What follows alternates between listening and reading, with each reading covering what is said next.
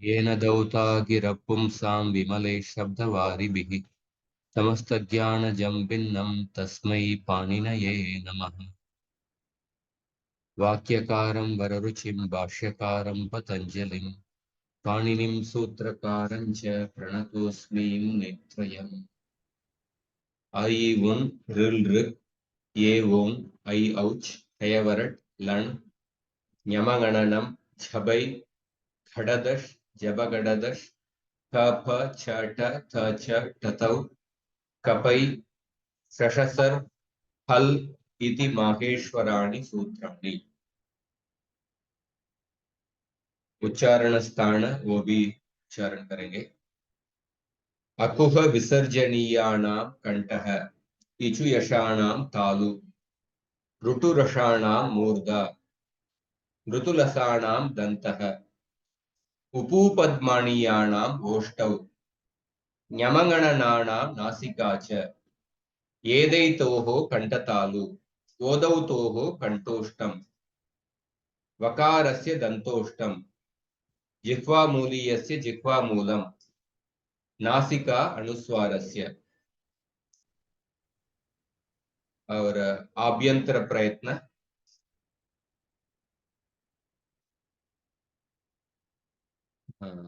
तत्र स्पृष्टं प्रयत्नं स्पर्शाणाम् ईषत् स्पृष्टम् अन्तस्थानाम् ईषद् विवृतम् ऊष्मणाम् विवृतं स्वराणाम् ह्रस्वस्य अवर्णस्य प्रयोगे संवृतम् प्रक्रियादशायां तु विवृतमेव। बाह्य प्रयत्न तो विवार संवार विवार संवार श्वास नाद घोष अघोष उदात्त अनुदात्त स्वरिता। इस तरह 11 वाक्य प्रयत्न में 2 ग्रुप्स। किसी को याद है वाक्य प्रयत्न कोई बता सकते?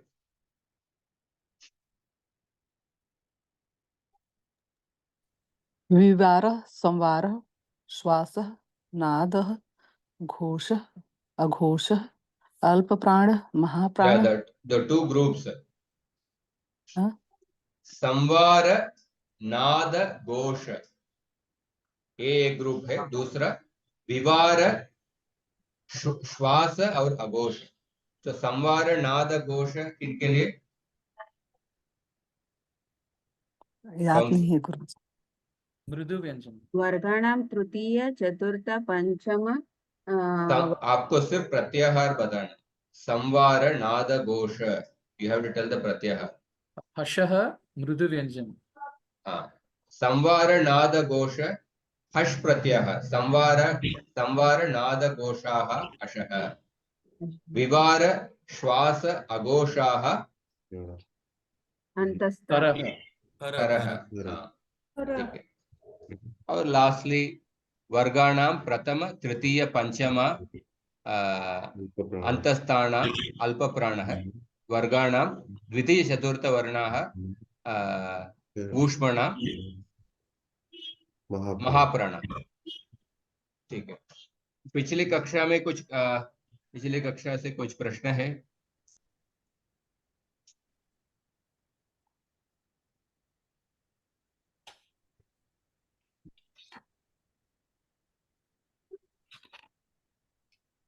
तो हम आगे जाते हैं। हाँ,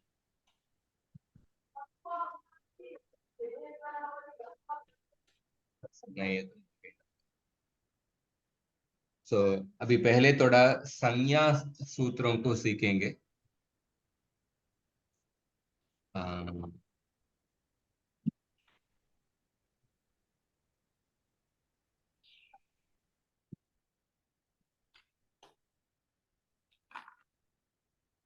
सिंपल संज्ञा सूत्रम।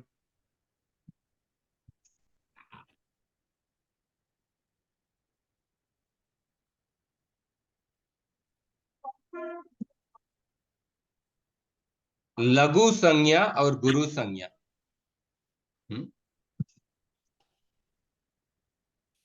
वेरी सिंपल सूत्र। ह्रस्वम लघु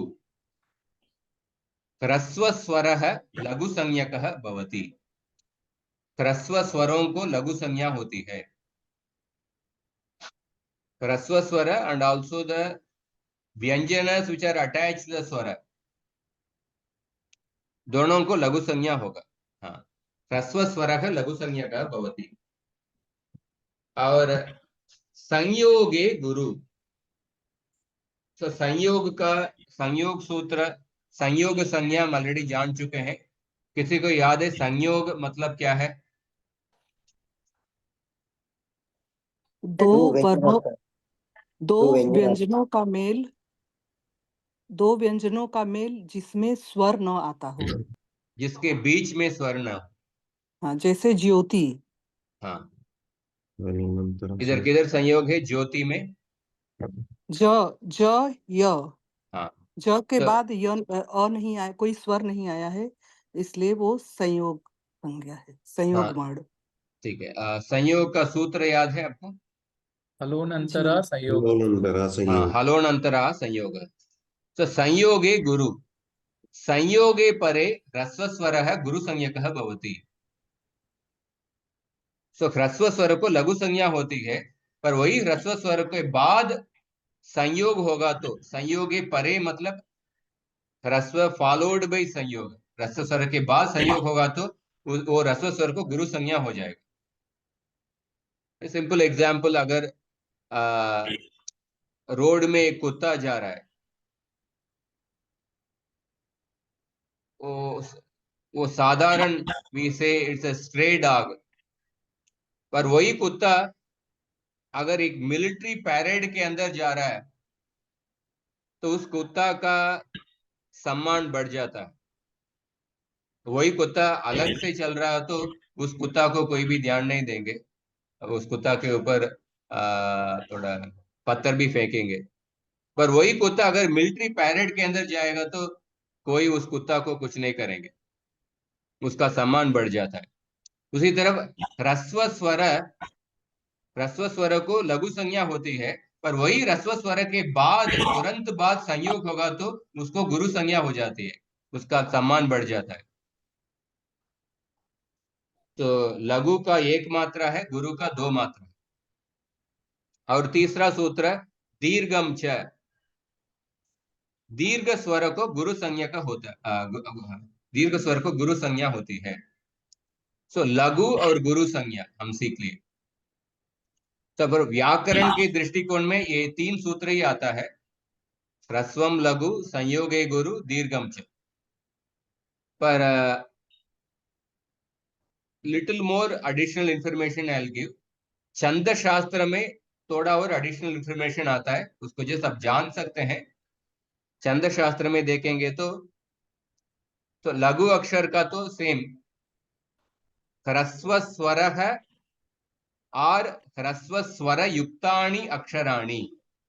ह्रस्व स्वर जैसे आ ई ऊ रु, इनको लघु अक्षर होता है, या ह्रस्व स्वर युक्तानि अक्षराणि, व्यंजन अटैच टू द ह्रस्व स्वर, क गी पू दृ, इन सबको लघु संज्ञा होगा। क गी पू दृ, इनको लघु संज्ञा होगा। पर गुरु अक्षर को गुरु संज्ञा किनको होगा? दीर्घ स्वर या दीर्घ स्वर युक्तानि अक्षराणि, आ ई उ ऋ ये ऐ, इन सबको गुरु संज्ञा होगा। और दीर्घ स्वर युक्तानि अक्षराणि का नी, इनको भी गुरु संज्ञा होगा। एंड देन ह्रस्व स्वर फॉलोड बाय अनुस्वार और विसर्ग, ऐसे ह्रस्व स्वरों को भी गुरु संज्ञा होगा। छंद शास्त्र में ये इंफॉर्मेशन दिया गया है। अम, कह, रुहु, बम, ह्रस्व स्वर फॉलोड बाय अनुस्वार विसर्ग, इनको भी गुरु संज्ञा होगा। और ह्रस्व स्वर फॉलोड बाय संयोग, संयोगे गुरु, अभी हम सूत्र पढ़े, इनको गुरु संज्ञा होगा। और पादस्य अंते ह्रस्व स्वर, एक श्लोक में 4 पाद होता है, 4 क्वार्टर्स। हर एक पाद के अंत में ह्रस्व स्वर को वृत्तस्य नियमम आश्रित्य हमेशा गुरु संज्ञा नहीं होगा। पाद के अंत में जो ह्रस्व स्वर को कभी कभी उस छंद शास्त्र के जो वृत्ति, छंद शास्त्र की वृत्ति मतलब जैसे अनुष्टुप छंद, गायत्री छंद, शार्दूल विक्रीडित छंद, अनेक अनेक मीटर्स रहता है। उस मीटर्स के निर्भर पर पाद के अंत में कभी कभी ह्रस्व स्वर को गुरु होता है। छंद शास्त्र के अनुसार लघु गुरु का ये डेफिनेशन है। पाणिनि के सूत्रों में 3 ही सूत्र बताया गया है, ह्रस्वम लघु, संयोगी गुरु और दीर्घम च। So there is one small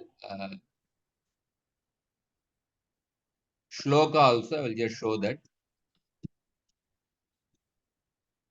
इस लघु गुरु संज्ञा के लिए छंद शास्त्र में श्लोक बताया गया है। सानुस्वारश्च दीर्घश्च विसर्गी च गुरुर्भवेत्, वर्ण संयोग पूर्वश्च तथा पादांत गोपीवा। इस श्लोक का अर्थ अभी मैं लघु और गुरु का जो भी डेफिनेशन बताया हूं वो सब डेफिनेशन इसके अंदर है। सानुस्वारश्च, ह्रस्व के बाद अगर अनुस्वार होगा तो उसको गुरु होगा। और दीर्घश्च, दीर्घ वर्ण को गुरु संज्ञा होगा। विसर्गी च, ह्रस्व स्वर के बाद विसर्ग हुआ तो उसको गुरु संज्ञा होगा। विसर्गी च गुरुर भवेत, इन सबको गुरु संज्ञा होगा। वर्णः संयोग पूर्वश्च, ह्रस्व के बाद संयोग होगा तो उसको भी गुरु संज्ञा होगा।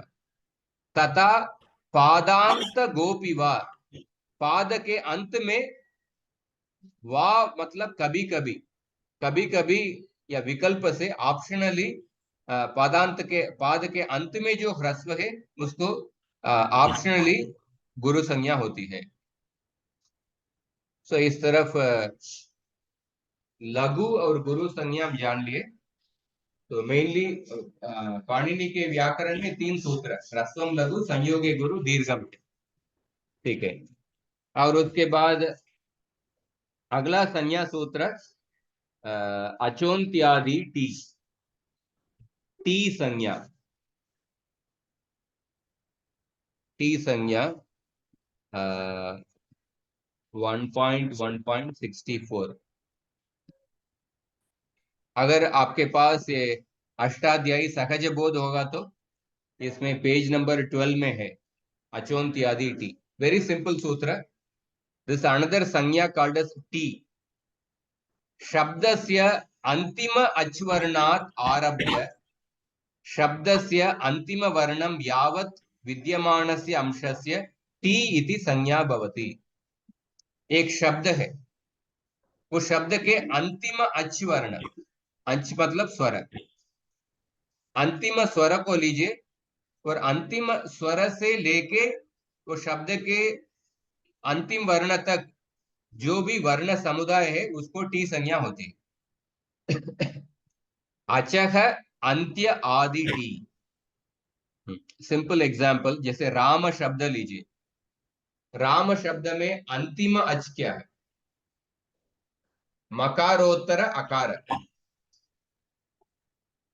और उसके राम शब्द अकार में उस अकार के बाद दूसरा कुछ वर्ण नहीं है, तो केवल इसमें उस मकारोत्तर अकार को ही टी संज्ञा हो। रामम लीजिए, रामम शब्द में अंतिम अच क्या है?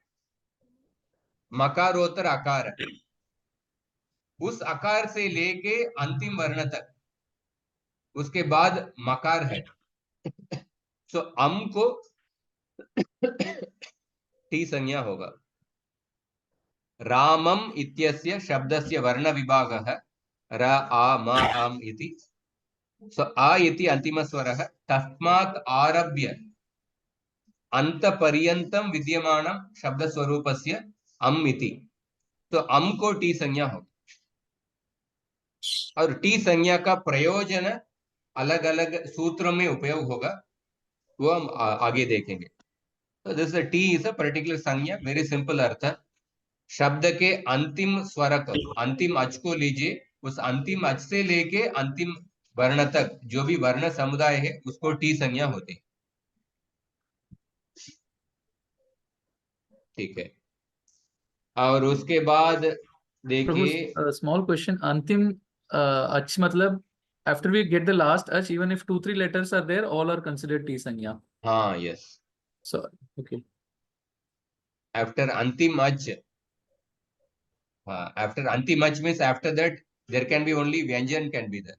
Yes. So even if 2-3 vyanjans are there, that is. Even if there are 2, 3, 4, 5, whatever व्यंजन may be there, but the whole varna samudaya starting from अंतिम अच to whatever end of the shabda, there is called as T. ठीक है, और उसके बाद उपदा, अलोन्त्यात् पूर्व उपदा, this is immediately next, अलोन्त्यात् पूर्व उपदा, वेरी सिंपल सूत्र। अल प्रत्याहार मतलब माहेश्वर सूत्र में कौन सा प्रत्याहार, अल के अंदर क्या वर्ण आता है?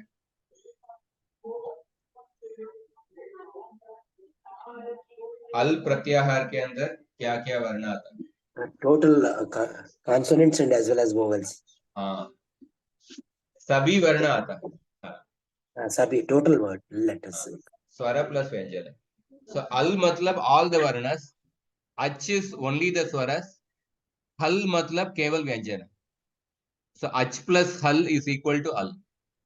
So al indicates all the varnas. So अलोन्त्यात् पूर्व उपदा मतलब एक शब्द के शब्दे अंतिम वर्णात् पूर्वं विद्यमानस्य वर्णस्य उपदा इति संज्ञा भवति। शब्द के अंतिम वर्ण के पूर्व वर्ण, penultimate letter, the second last letter, उसको उपदा संज्ञा होती है। वो स्वर भी हो सकता है, व्यंजन भी हो सकता है। So basically second last letter, अंतिम वर्ण के पूर्व वर्ण, अलह अंत्यात् पूर्वः उपदा,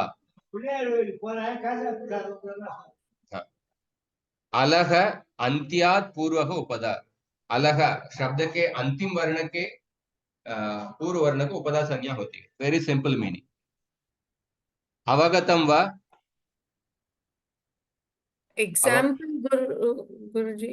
एग्जाम्पल देखिए, राम, राम शब्द है, इसमें उपदा क्या होगा? मकार, Makar. मकार, दैट ओनली दैट व्यंजन मकार। रामम, इसमें उपदा क्या होगा? आकार। अकार, Akar. अकार। Second last letter, Second last letter in Ramam will be Makar, no? नहीं, second last मकारोत्तर अकार। हाँ, second last, yes. हाँ। And Ram में it will be मकार। Makar. Okay. So So you that have to will know be how to write the वर्णानाम आनुपूर्वी, आनुपूर्वी वर्ण के क्रम को कैसे लिखना चाहिए, मैं पहले दूसरा कक्षा में बताया था। राम शब्द, राम का वर्ण का, राम शब्द का अणुपूर्वी क्या है? रेफ, आकार, मकार, अकार, दिस इज द अणुपूर्वी। रामम शब्द का रेफ, आकार, मकार, अकार, मकार। सेकंड लास्ट लेटर इज अकार, ये सेकंड लास्ट लेटर इज मकार। ठीक है, so that is Upada, Ma upadha. and Upada. पूर्व उपदा। और उसके बाद देखिए आदि संज्ञा। आदि मतलब वेरी सिंपल, यस्मात् परम अस्ति पूर्वम नास्ति स आदि ही। जिसके बाद कुछ हो पर उसके पहले कुछ नहीं है, उसको आदि कहते हैं। पहले आदि मतलब बिगिनिंग, जिसके बाद कुछ है पर उसके पूर्व कुछ नहीं है, उसको आदि। अंत मतलब क्या है? यस्मात् पूर्वम अस्ति परम नास्ति सह अंतः। जिसके पहले कुछ वर्ण है, शब्द है, पर उसके बाद कुछ नहीं है, उसको ही अंत कहते हैं। वेरी सिंपल, इवन द लौकिक आल्सो वी अंडरस्टैंड। आदि अंत। ये सिर्फ ह्रस्व लघु गुरु संज्ञा जान लिए और टी संज्ञा रूपदा संज्ञा जान लिए और हमने आदि अंत। सो अकारांत मतलब स्टार्टिंग विथ अकार। सॉरी, अकार आदि मतलब स्टार्टिंग विथ अकार, अकारांत मतलब एंडिंग विथ अकार। सो अंत आदि ये बार बार उपयोग करेंगे। और धातु संज्ञा का हमने 2 सूत्र पढ़ लिए। For the sake of just continuity I am mentioning, page number 13 में है किताब में। धातु संज्ञा का 2 सूत्र, भूवादयो धातवः। तो धातु संज्ञा का पाणिनि ऋषि ने धातु पाठ में जो भी धातुओं लिखे हैं उन धातुओं को इस सूत्र से धातु संज्ञा मिलती है, भूवादयो धातवः। पाणिनि ऋषि के धातु पाठ में सबसे पहले धातु क्या है? भू धातु। भू इत्यादयः शब्दाः, भू से लेकर जो भी धातु धातु पाठ में लिखा गया है,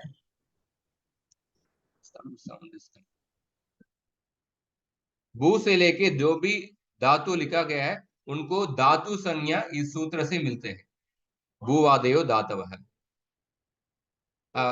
इस सूत्र से औपदेशिक धातुओं को धातु संज्ञा मिलती है। औपदेशिक धातु मतलब पाणिनि ऋषि ने 2 धातु धातु पाठ में लिखे हैं। और दूसरा सूत्र सनाद्यंता धातवः, 3132, ये भी पेज नंबर 13 में है। तो मैं इसके बाद जो भी मैं पढ़ाऊंगा किताब में जो पेज नंबर वो भी बताऊंगा ताकि आप रिवाइज कर सकते हैं। और अष्टाध्यायी सहज बोध will be the reference book, तो आपके पास रहेगा तो अच्छा रहेगा।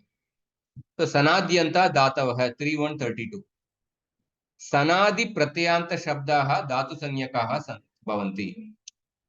तो आतिदेशिक धातु, तो देयर आर सेट ऑफ प्रत्ययस, इसके बारे पहले पढ़े हैं। Set of Pratyaya starting with sun Pratyaya, sun and other प्रत्ययस। इन प्रत्ययों को धातु से जोड़ के हम दूसरे धातु बनते हैं, उसको धातु संज्ञा इस सूत्र से मिलता है, सनाद्यंता धातवः।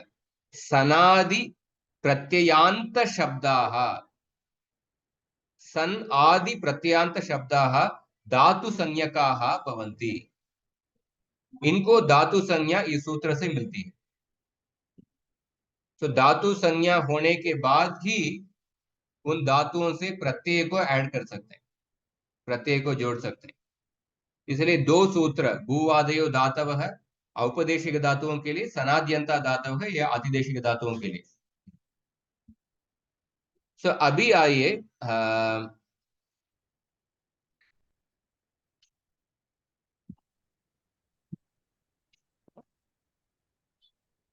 ये हम अभी शुरू में सार्वधातुक प्रक्रिया, सार्वधातुक इज अ टेक्निकल टर्म। सार्वधातुक क्या होती है वो हम शायद कल जानेंगे या अगले 1-2 कक्षा में हो जाएगा। पर हम पहले इस व्याकरण कक्षा के पहले भाग में हम सार्वधातुक प्रक्रिया, धातु से प्रक्रिया को, प्रत्यय को जोड़ के हम अलग अलग पद को कैसे बनाएंगे, पर्टिकुलरली 4 प्रकार के क्रियापद को कैसे बनाने वाले हैं वो अभी सीखने वाले। 4 प्रकार के क्रियापद, वर्तमान अर्थ में क्रियापद कैसे बनता है और भूतकाल में कैसे क्रियापद कैसे बनता है। 4 प्रकार के क्रियापद हम जानने वाले हैं। तो ये 4 प्रकार के क्रियापद बनाने के लिए एक पर्टिकुलर पैटर्न में प्रक्रिया होती है, उसको सार्वधातुक प्रक्रिया हम बोलते हैं। इस सार्वधातुक प्रक्रिया में there are some 11 steps are there. So there is a small bird's eye view, सार्वधातुक प्रक्रिया की एक विहंगम दृष्टि स्मॉल बर्ड से भी what are the steps involve in this प्रक्रिया। तो इस कोर्स के जिस पहले भाग में इस सार्वधातुक प्रक्रिया में इसके ये जो 11 स्टेप्स है ये हम पढ़ने वाले हैं।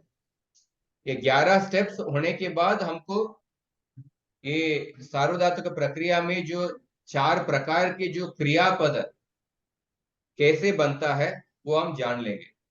पूरे पाणिनि ऋषि के धातु पाठ में 2000 धातु है। इन 2000 धातुओं के इस 4 प्रकार के क्रियापद, वर्तमाने लट लकार के क्रियापद, लट लकार another new term I am introducing, उसको भी अभी जानेंगे। 4 प्रकार के क्रियापद का प्रथम पुरुष, मध्यम पुरुष, उत्तम पुरुष में एक वचन, द्विवचन, बहुवचन में कैसे क्रियापद बनता है वो आप जानने वाले हैं। इसमें 11 स्टेप्स है। हर एक स्टेप में क्या कार्य होता है, हर एक स्टेप में कौन कौन सा सूत्रों का उपयोग होता है वो आप पढ़ने वाले हैं। तो इसमें सबसे पहले स्टेप क्या है, जिससे हम तिंग प्रत्यय को जोड़ने वाले हैं, उसको पहले धातु संज्ञा करना चाहिए, क्योंकि धातुओं से ही हम प्रत्ययों को जोड़ने वाले। तो सबसे पहले स्टेप क्या है, हमको धातु संज्ञा करना है। इसलिए धातु संज्ञा करने के लिए ये 2 सूत्र हम पढ़ लें, भूवादयो धातव है और सनाद्यंता धातव। और धातु संज्ञा करने के बाद उसके बाद क्या करना है, धातु से डायरेक्टली आप प्रत्यय को जोड़ नहीं सकते हैं, पहले आपको लकार को जोड़ना है, लकार को जोड़ना है। इसलिए लस्य ऐसा सूत्र आता है।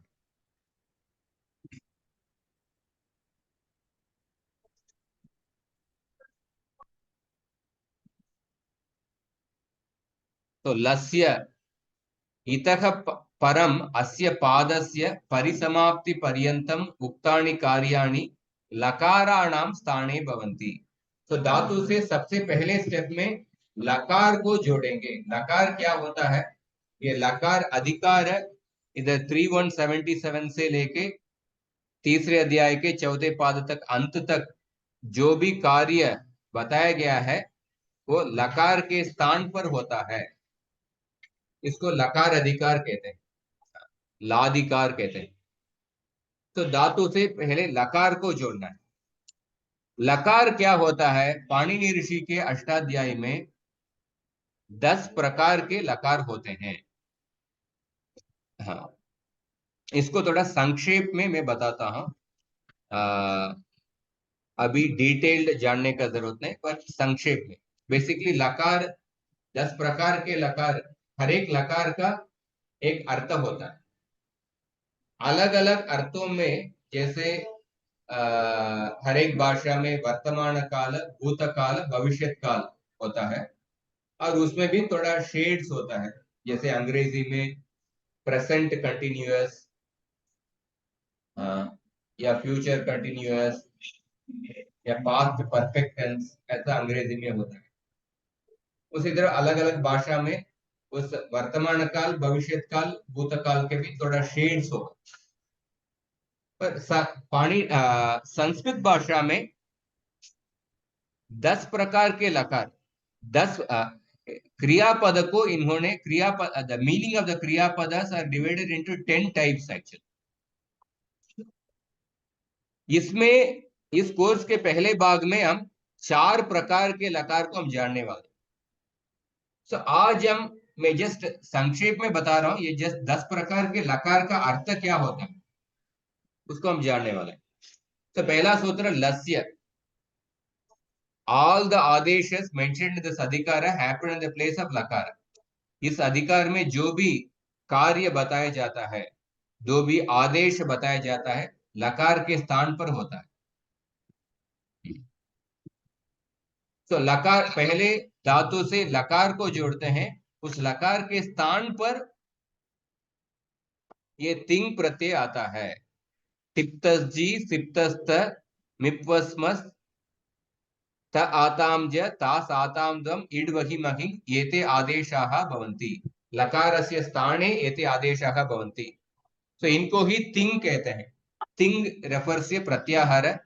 तिप प्रत्यय के पहला वर्ण ती है और महिंग प्रत्यय के अंतिम वर्ण नकार है। तो तिंग मतलब तिंग के अंदर ये 18 प्रत्यय आ जाता है। ये लकार के स्थान पर आता है। This small in tabular form.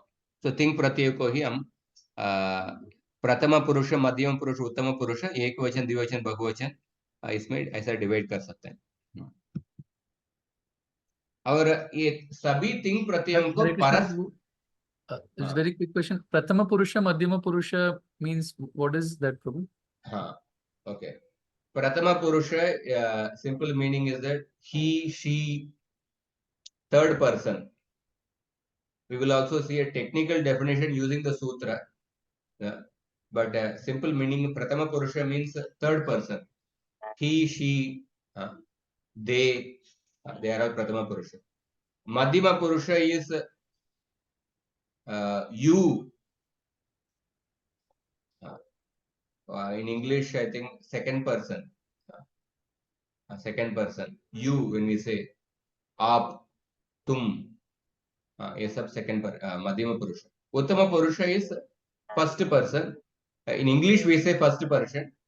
उत्तम पुरुष, that is I, me, we two, that is the उत्तम पुरुष. So in English we say we use the first person for I, we, but in Sanskrit prathama purusha is used for he, she. So what we say third person in Sanskrit, in English, that is used as a first person, prathama purusha in the Sanskrit bhasha.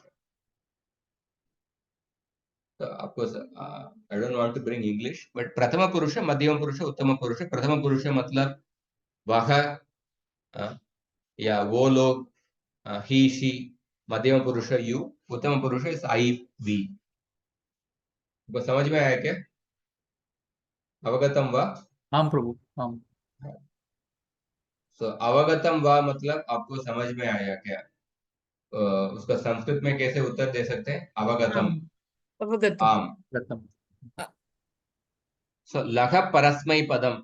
लघ परस्मै पदम लकार के स्थान पर आने वाले सभी तिंग प्रत्ययों को परस्मैपद संज्ञा मिलती है. लकारस्य स्थाने विद्यमानाः आदेशाः परस्मैपद संज्ञकाः भवन्ति.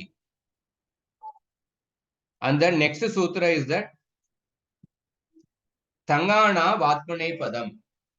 लकारस्य स्थाने विद्यमानाः तंग तथा आण.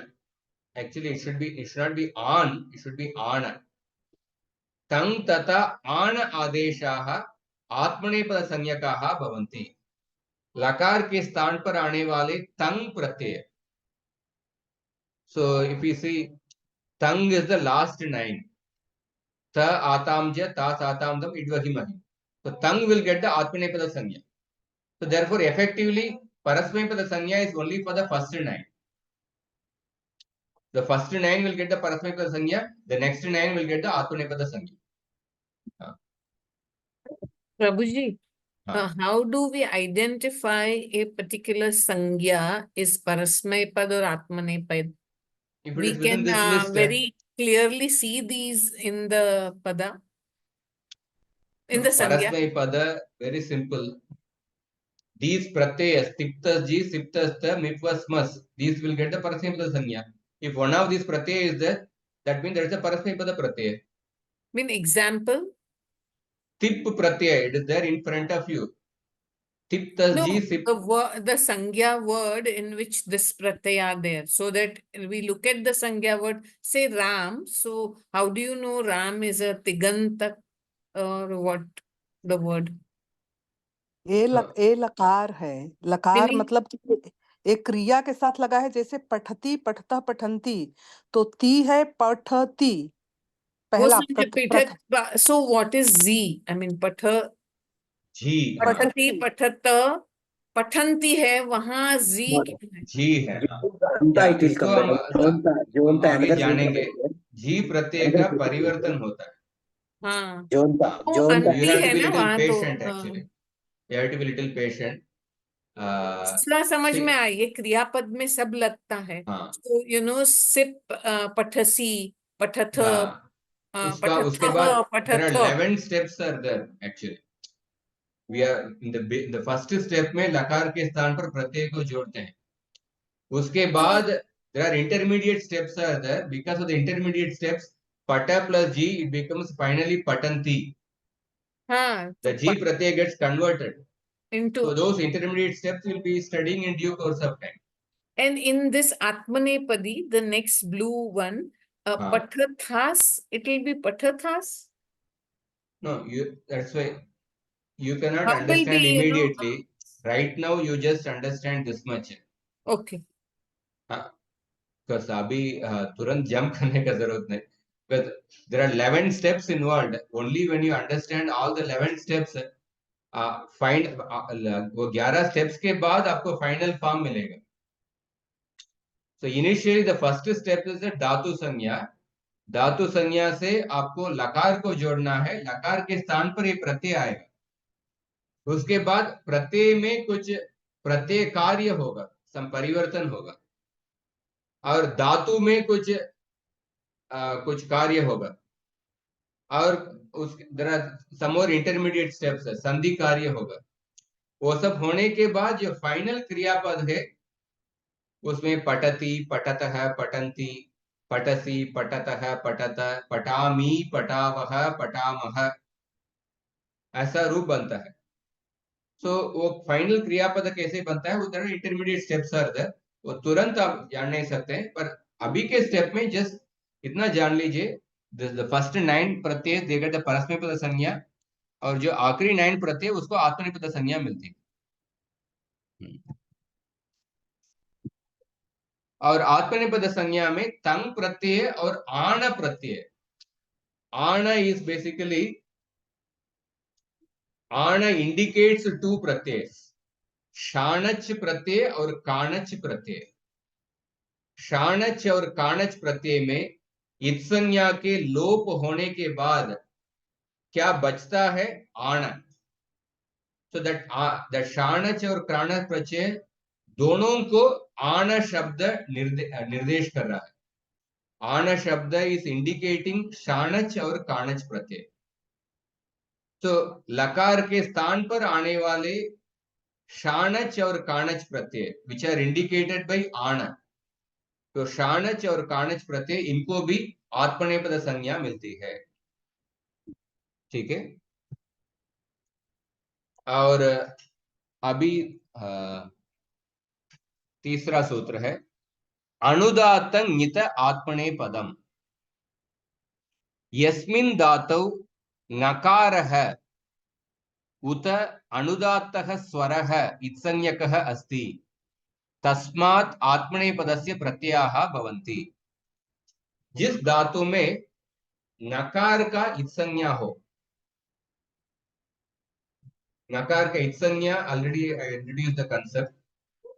जिस धातु में नकार का इत्संज्ञा हो अथवा अनुदात्त स्वर का इत्संज्ञा हो, केवल स्वर का नहीं, अनुदात्त स्वर का इत्संज्ञा हो, उन धातुओं से हम आत्मनेपद प्रत्यय को जोड़ते हैं. नेक्स्ट सूत्र.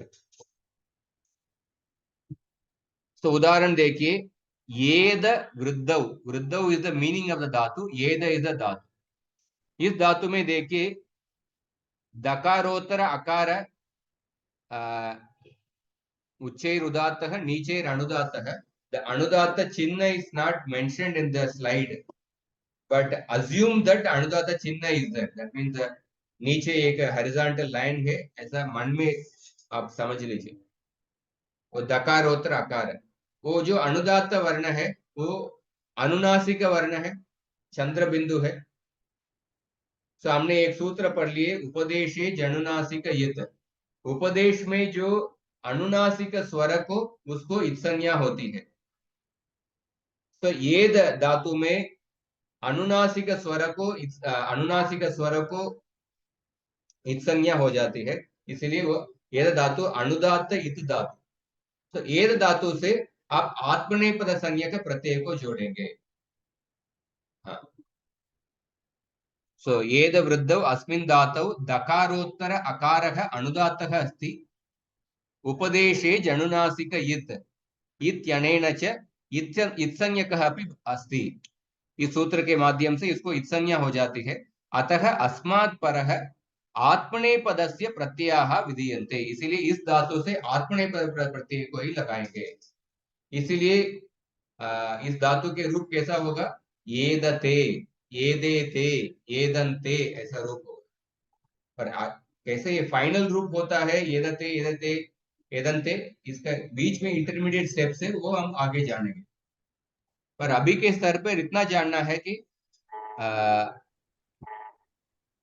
अनुदात्त नित आत्मनेपदम, जिस धातु में नकार का इत्संज्ञा हो या अनुदात्त स्वर का इत्संज्ञा हो, उससे आत्मनेपद प्रत्यय को जोड़ेंगे। और दूसरा उदाहरण देखिए, शींग, शींग धातु, शींग स्वप्ने, इसमें नकार का इत्संज्ञा है। नकार का इत्संज्ञा कौन सा सूत्र से होता है?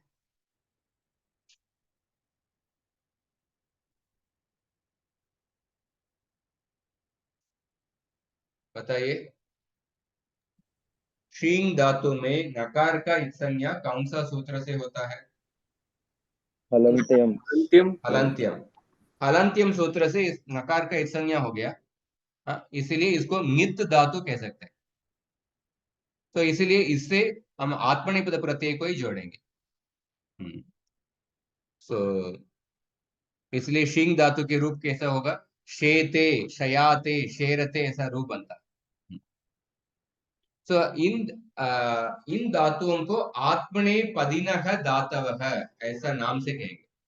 एतादृशाः धातवः, इस प्रकार के धातु। इस प्रकार के धातु मतलब क्या है? नित अथवा अनुदात्तेत धातु। नित धातु या अनुदात्तेत धातु, अनुदात्त स्वरों का इत्संज्ञा। एतादृशः धातवः येभ्यः परः आत्मनेपदस्य प्रत्ययाः विधीयन्ते ते आत्मनेपदिनः धातवः इति नाम्ना ज्ञायन्ते। इन धातुओं को आत्मनेपदिन धातु ऐसा कहते हैं।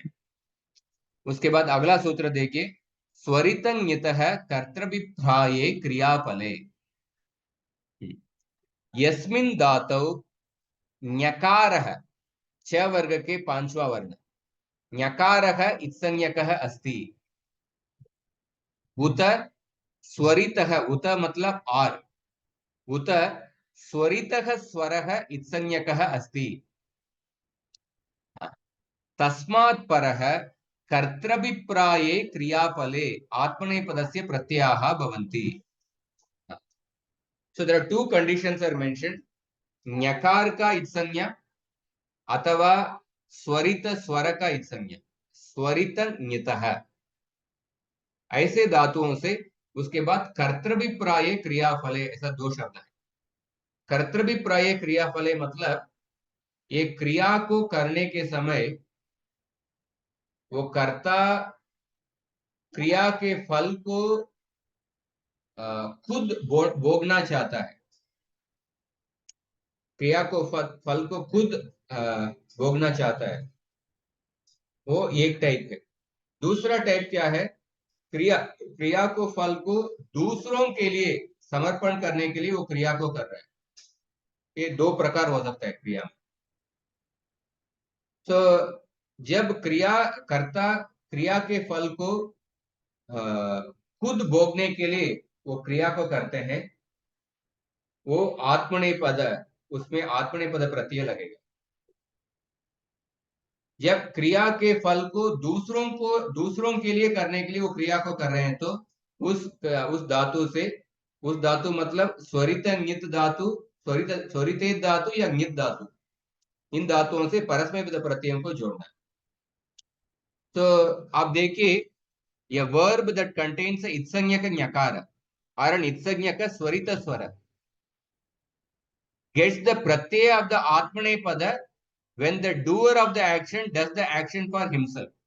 अगर कोई खाना पका रहे हैं। अगर वो अकेले रह रहे हैं, खाना पका रहे हैं, तो खुद के लिए खाना पका रहे हैं। तो उस पचन क्रिया के लिए आत्मनेपद प्रत्यय को जोड़ना है। पर माता जी परिवार के लिए खाना पका रहे हैं, तो वही पकाने का वही क्रिया, पर उधर परस्मै पद प्रत्यय को जोड़ना है, दूसरों के लिए खाना पका रहे हैं। सो ये इन धातुओं से स्वरित इत धातु और नित धातु, तो इन धातुओं से दोनों प्रत्यय लग सकता है। आत्मनेपद प्रत्यय लग सकता है, परस्मैपद प्रत्यय लग सकता है। विवक्षा के अंदर वो क्रिया को किस भावना से कर रहे हैं, उस दृष्टिकोण से परस्मैपद प्रत्यय लग सकता है, आत्मनेपद प्रत्यय लग सकता है।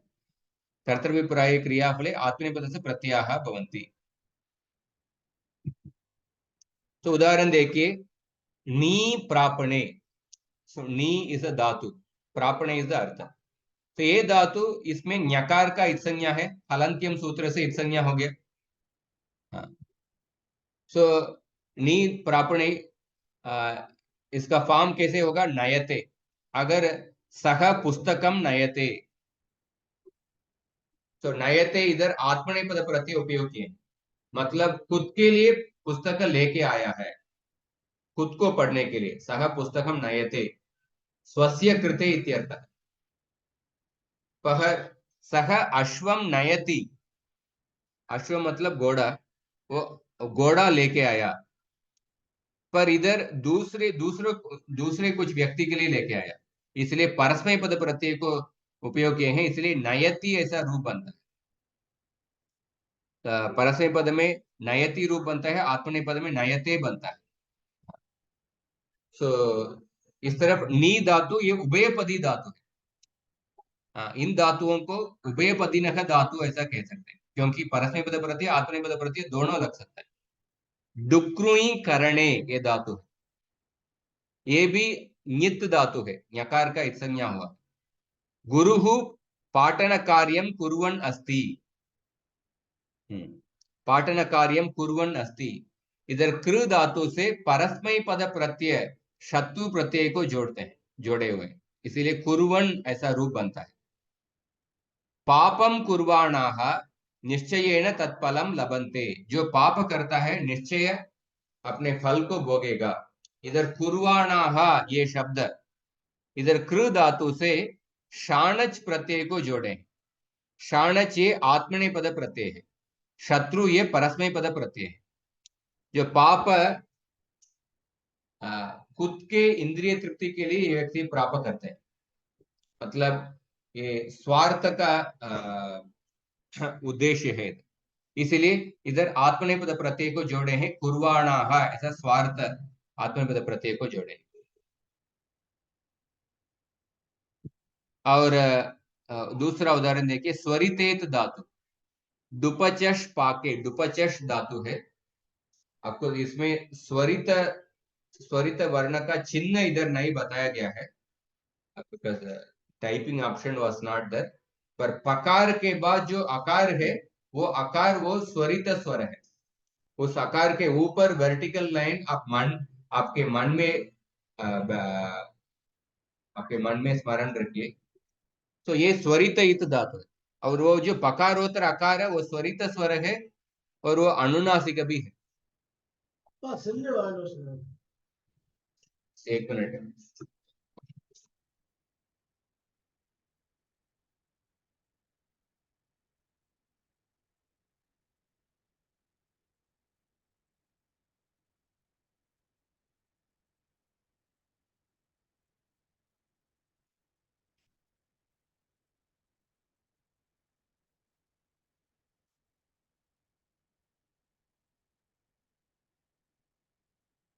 जो पकारोत्तर आकार है वो स्वरित स्वर है और अनुनासिक भी है। जब अनुनासिक होता है उस समय ही उपदेश अनुनासिक यत इस सूत्र से उसका इत्संज्ञा मिलती है। तो जब स्वरित स्वर को इत्संज्ञा मिलती है, उस धातु से हम आत्मनेपद प्रत्यय और परस्मैपद प्रत्यय दोनों लगा सकते हैं। तो डुपचश पाके, माता ओदनम पचती, मतलब माता दूसरों के लिए चावल पका रही है। इधर परस्मैपद प्रत्यय जोड़े हुए है। पाचक है ओदनम पचते, वह दूसरा पाचक कुक अपने लिए भोजन पका रहे हैं, इसलिए पचते ऐसा आत्मनेपद प्रत्यय उपयोग किया हुआ। दूसरा उदाहरण, हाँ, श्रीमद् भागवत के एक प्रसिद्ध श्लोक है, आत्मारामस्य मुनयो निर्ग्रंथा अपि उरुक्रमे कुर्वन्ति अहैतुकीं भक्तिम इत्थं भूत गुणो हरिः। प्रथम स्कंद के 7वें अध्याय में श्लोक आता है। इस श्लोक को चैतन्य महाप्रभु 61 61 अर्थों में उन्होंने वर्णन किए हैं। उसमें उस वर्णन करने के समय एक बात बताते हैं, कुर्वन्ति।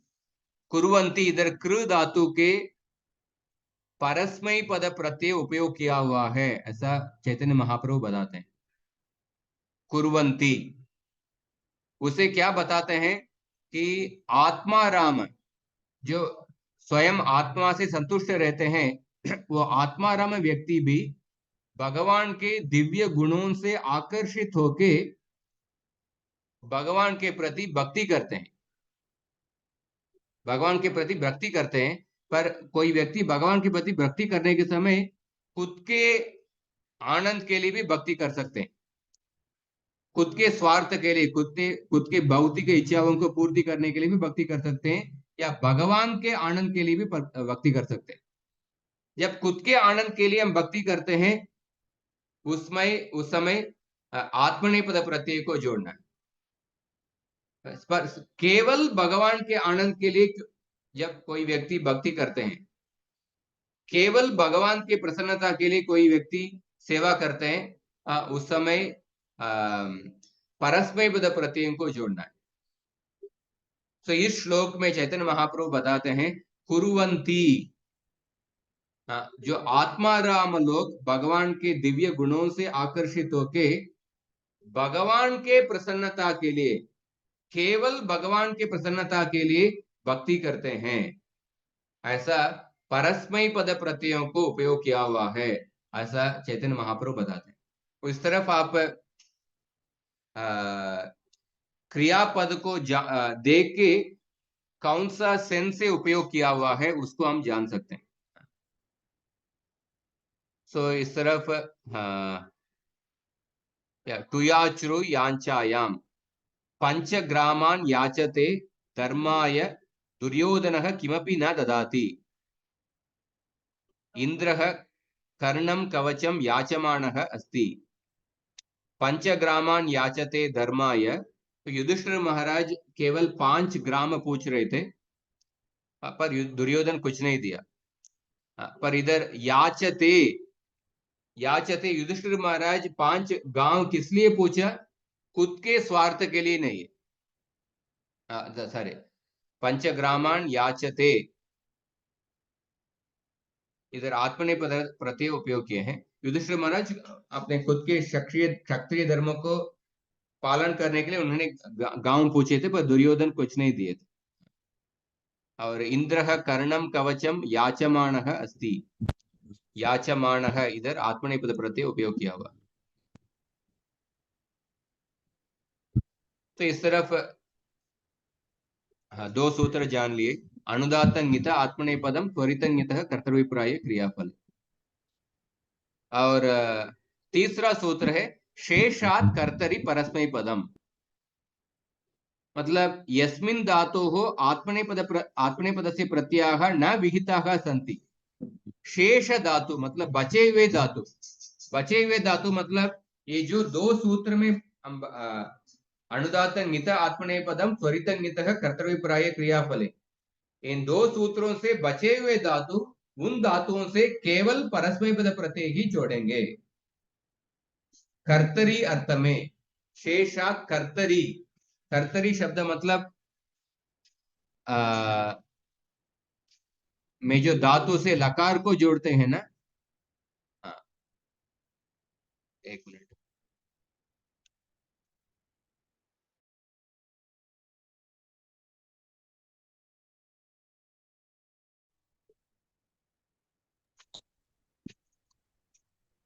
धातु से लकार को जोड़ते हैं ना, उस लकार 3 अर्थ में आता है। कर्तरी प्रयोग, कर्मणि प्रयोग और भावे प्रयोग। कर्तरी प्रयोग simple meaning is active voice. कर्मणि प्रयोग सिंपल मीनिंग पैसिव वॉइस। भावे प्रयोग, दिस थर्ड टाइप ऑफ प्रयोग। भावे प्रयोग जिसमें कर्म नहीं होता है, ओनली टू सिर्फ क्रिया के भाव को कहने वाला भावे प्रयोग। इसके बारे में आगे जानेंगे, पर एटलीस्ट इतना याद कर सकते हैं कि लकार 3 अर्थ में आता है। कर्तरी प्रयोग, कर्मणि प्रयोग और भावे प्रयोग। सो शेषात कर्तरी परस्मै पदम। शेषात मतलब ये जो पहले जो दो सूत्र हम देखे हैं, अनुदात इत धातु और नित धातु, और स्वरितेत धातु और नित धातु। इन धातुओं को जोड़ के, इन धातुओं को छोड़ के बाकी जो भी धातु पाठ में है, उन धातुओं से कर्तरी अर्थ में परस्मै पद प्रत्यय लगाएंगे। हाँ, तो इस तरफ 3 सूत्र हम देखें।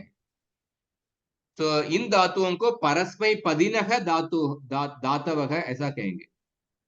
सो अनुदात नित आत्मने पदम, इस सूत्र से जो आत्मने पद प्रत्यय जिन धातुओं से लगता है, उन धातुओं को आत्मने पदिनः धातवः ऐसा कहते हैं।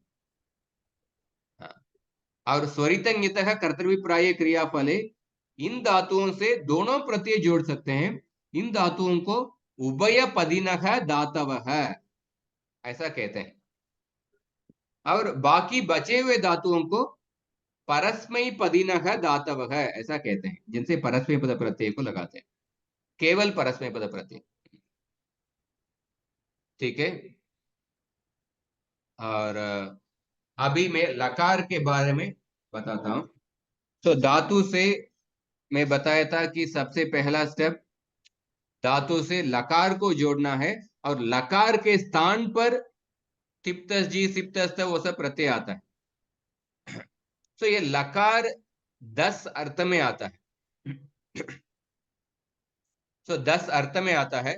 सो उस 10 अर्थ को संक्षेप में अभी जानेंगे। पहला है वर्तमाने लट। वर्तमान अर्थ में लट लकार आता है। वर्तमानस्य अर्थे धातोः परः लट प्रत्ययः भवति। तो वर्तमान का भी स्पेसिफिक डेफिनेशन दिया हुआ है। यत्र क्रियायाः आरंभः अपि जातः समाप्तिः अपि जाता सह भूतकालः। जो क्रिया आरंभ हुआ है और समाप्त भी हो गया है, उसको भूतकाल कहते हैं। यत्र क्रियायाः आरंभः एव न जातः समाप्तिः अपि च न जाता सह भविष्यकालः। जिस क्रिया का आरंभ नहीं हुआ है और समाप्त भी नहीं हुआ है, उस क्रिया को भविष्यकाल क्रिया कहते हैं। एतयोः भिन्नः यः अस्ति सः वर्तमान कालः। That which is different from the above, that is वर्तमान काल। मतलब क्रियायाः आरंभः जातः समाप्तिः च न जाता। जिस क्रिया का आरंभ हो गया है पर समाप्ति नहीं हुआ है, मतलब अभी वो क्रिया चल रहा है, उसको वर्तमान काल कहते हैं। सो वर्तमानस्य अर्थे, वर्तमान अर्थ में धातु से लट प्रत्यय को जोड़ते हैं, लट लकार को जोड़ते हैं। So there are example sentences.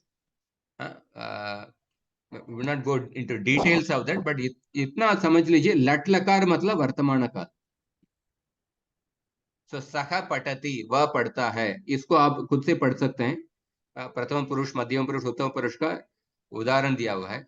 सह पठति, सा पठति, तौ पठतः, ते पठन्ति, ते पठतः, ता पठन्ति, ऐसा उदाहरण दिया हुआ है। त्वं पठसि, युवां पठतः, यूयं पठत, एक वचन, द्विवचन, बहुवचन, इसका उदाहरण। और दूसरा है परोक्षे लिट। अनद्यतन परोक्ष भूतकालं द्योतयितुं लिट लकारस्य प्रयोगः भवति। सो पाणिनि के संस्कृत व्याकरण में भूतकाल का 3 प्रकार है। हाँ, ये 3 टाइप्स बाकी भाषाओं में आप नहीं देखेंगे, पर संस्कृत भाषा में ही है। इसके परोक्ष लिट प्रथम प्रकार क्या है? अनद्यतन परोक्ष भूतकाल। अनद्यतन मतलब अनद्यतन इत्युक्ते यत् अद्यतन न, जो आज नहीं है, आज के पहले, कल या परसों या आज के पहले जो हुआ है। और परोक्ष, परोक्ष मतलब आपके आंख के सामने नहीं हुआ, आपके आंख के सामने नहीं हुआ है। You are not particularly seen that action, उसको लिट लकार होते हैं। ऐसे क्रियाओं को निर्देश करने के लिए लिट लकार को, धातु से लिट लकार को जोड़ते हैं। Lit lakar is used to an action which was done yesterday or before and which was not seen by the speaker of the sentence. कर्ता उस क्रिया को उन्होंने देखा नहीं, उससे लिट लकार जोड़ते हैं। जैसा शास्त्रों में जब भी सभी भागवतम, पुराणम, सभी शास्त्रों में जो कहानी बताया गया है, वो सब उसमें अनेक जगह पे लिट लकार का ही प्रयोग होता है, क्योंकि हमारे आंख के सामने नहीं हुआ है। या जो वो कहानी को बताते हैं, काफी बार उन्होंने वो कहानी को देखे नहीं, वो सिर्फ सुने हैं, उस कहानी को वर्णन करते हैं और उनके जीवन के पहले हुआ है, इसलिए लिट लकार का प्रयोग करते हैं। तो रामः वनम जगाम, इसमें जगाम ये लिट लकार का प्रयोग है। कृष्ण है कंसम जहान, कृष्ण ने कंसों को मारा। जहान ये लिट लकार के प्रयोग। हाँ, तो लिट लकार का प्रयोग उत्तम पुरुष में भी हो सकता है। हाँ, इसके ऊपर कैसे आप सवाल पूछ सकते हैं कि कैसे लिट लकार का प्रयोग उत्तम पुरुष में हो सकता है? क्योंकि जो व्यक्ति उत्तम पुरुष मतलब आई we, that person is the speaker of the sentence, that he must have definitely seen that action। पर कैसे लिट लकार उत्तम पुरुष में भी हो सकता है? इसके लिए उदाहरण दिया हुआ है कि अगर हम स्वप्ने में कुछ कार्य करते हैं, स्वप्न में कुछ कार्य करते हैं, यत्र कर्ता स्वस्य ज्ञानम विना सुप्त अवस्थायाम या सम्मोहन अवस्थायाम किंचित कार्यम करोति, तत्र अनंतरम तस्य कार्यस्य निर्देशम कर्तुम लिट लकारस्य प्रयोगः कर्तुम अर्हति। स्वप्न में एक व्यक्ति कुछ कार्य किए हैं, कल रात के स्वप्न में आप कुछ कार्य किए हैं, वो कार्य आपके आंख के सामने नहीं किए हैं, पर कल आपने स्वप्न में किए हैं, उस कार्य को बताने के लिए लिट लकार का प्रयोग होता है। इस तरह उत्तम पुरुष में भी लिट लकार का प्रयोग होता है। लिट लकार का उदाहरण देखिए, उसने पढ़ा, सह पपाट, उन दोनों ने पढ़ा, तौ पेटतुहु, उन सब ने पढ़ा, ते पेटुहु, तुमने पढ़ा, त्वम पेटित। इस तरफ ये सब वाक्य उदाहरण है। वयम पेटिम, आवाम पेटिव। एटलीस्ट इस कोर्स के बाद हम क्रियापद को मिनिमम एटलीस्ट हम वाक्यों को पढ़ने के समय वो पहचानना चाहिए। ये लट लकार का प्रयोग है, ये लंग लकार का प्रयोग है। हम आपको सिर्फ 4 लकार का प्रयोग हम इस कोर्स के पहले पार्ट में पढ़ने वाले हैं, पर एटलीस्ट हम पढ़ने के समय ये लट लकार के प्रथम पुरुष बहुवचन का प्रयोग है। At least we should be able to identify that. और ऑफकोर्स एक धातु देंगे तो उस धातु के सभी रूप बनाने क्या प्रक्रिया भी हम बताने वाले हैं। और तीसरा लकार है अनद्यतने लुट। अनद्यतन भविष्य कालम द्योतयितुम धातोः परः लुट लकारः प्रयुज्यते। अनद्यतन भविष्य काल, भविष्य काल means future tense. Future tense में भी अनद्यतन मतलब कल या कल के बाद, टुमारो और लेटर। तो फ्यूचर टेंस आज में भी हो सकता है, आज शाम को भी फ्यूचर टेंस उपयोग कर सकते हैं, आज रात को भी उपयोग कर सकते हैं। पर अनद्यतन भविष्यत काल से को बताने के लिए लुट लकार को जोड़ेंगे, लुट लकार। तो उदाहरण देखिए, सह श्वः विद्यालयम गंता, कल वो विद्यालय जाएगा। अहम अग्रिम सप्ताहे व्याकरणम पठितास्मि, मैं अगले हफ्ता में व्याकरणम पढ़ूंगा।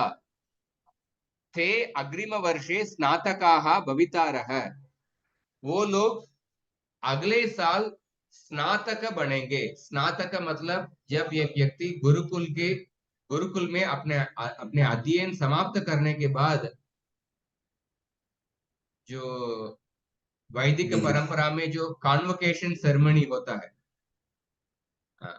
कॉन्वोकेशन सेरेमनी के बाद वो उसमें सेरेमनी होता है, उसके बाद वो स्नातक बन जाते हैं। They are completed the studies, स्नातकाः भवितारः। इस तरह लुट लकार के उदाहरण, हाँ, सह पठिता, सा पठिता, तौ पठितारौ, ते पठितारः, त्वं पठितासि, युवां पठितास्तः, ऐसा रूप बनता है। और लिट शेषे च, लिट शेषे च मतलब फॉर द सामान्य भविष्य काल, लुट लकार पर अनद्यतन भविष्य काल, तो उसको छोड़ के जो भविष्य काल मतलब आज पर, आज जो होने वाला फ्यूचर भविष्य काल में होने वाला कार्य को लिट लकार को उपयोग करेंगे, धातु से लिट लकार को जोड़ेंगे। और लिट लकार के और एक अर्थ भी है, भविष्य कालम द्योतयितुम। भविष्य कालम द्योतयितुम मतलब लुट लकार से जो बचे हुए भविष्य काल है, लुट लकार अनद्यतन भविष्य काल के लिए, उससे बचे हुए भविष्य काल मतलब आज के फ्यूचर में, उस भविष्य काल के लिए लिट लकार है। और क्रियार्थायाम क्रिया, क्रियार्था क्रिया मतलब there are two actions are there. When a helper action is done for doing a main action in the future, going to school for studying, पढ़ने के लिए वो विद्यालय जा रहा है, इधर लिट लकार को उपयोग करते हैं। हाँ, लिट लकार पढ़ने के लिए वो स्कूल जा रहा है, तो पढ़ने के लिए, तो जो उसमें जो मेन एक्शन क्या है पढ़ने के लिए, उसके लिए लिट लकार को उपयोग करेंगे। और उस तरफ उसके अलावा लिट लकार को सामान्य भविष्य काल, अनद्यतन भविष्य काल को छोड़ के जो सामान्य भविष्य काल, उसमें भी लिट लकार को उपयोग करते हैं। उदाहरण देखिए, सह विजेष्यते इति युध्यति, जीतने के लिए युद्ध कर रहा है। इसमें जो मेन क्रिया क्या है, जीतने के लिए, वो क्रियार्था क्रिया कहते हैं, उसके लिए लिट लकार को उपयोग किए हैं, विजेष्यते ऐसा। सह विजेतुम युध्यति इत्यर्थः, जीतने के लिए युद्ध कर रहा है। कृष्णम द्रक्ष्यति इति अर्जुनः याति,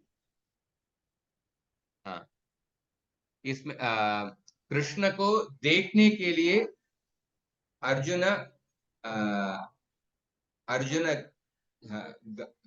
उधर गया, याति, कृष्ण को देखने के लिए अर्जुन गया। तो देखने के लिए ये क्रियार्था क्रिया, ये जो मेन क्रिया है, मुख्य क्रिया, सॉरी, क्रियार्था, मुख्य क्रिया इस दर्शनम, क्रियार्था क्रिया याति।